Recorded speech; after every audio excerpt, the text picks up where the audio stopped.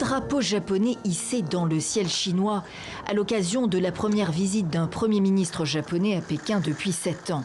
Le temps qu'il aura fallu pour décrisper les relations bilatérales après la nationalisation par Tokyo des îles disputées par la Chine il y a 6 ans.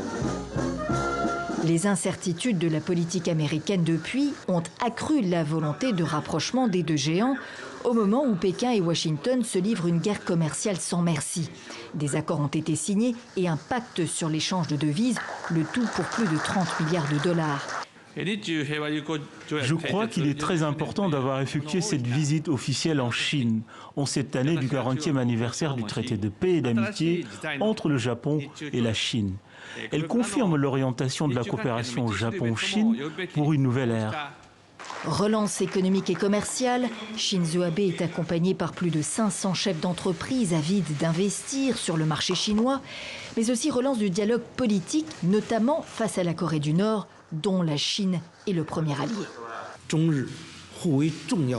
Le maintien de la stabilité régionale et la promotion du développement régional sont les responsabilités communes de nos deux pays.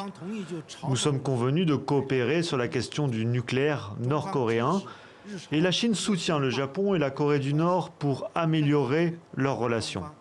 Pour l'heure, Pékin envoie un signal clair de sa volonté de restaurer la confiance avec Tokyo. Shinzo Abe s'est entretenu avec le président chinois. Une visite de Xi Jinping au Japon est à l'étude pour 2019.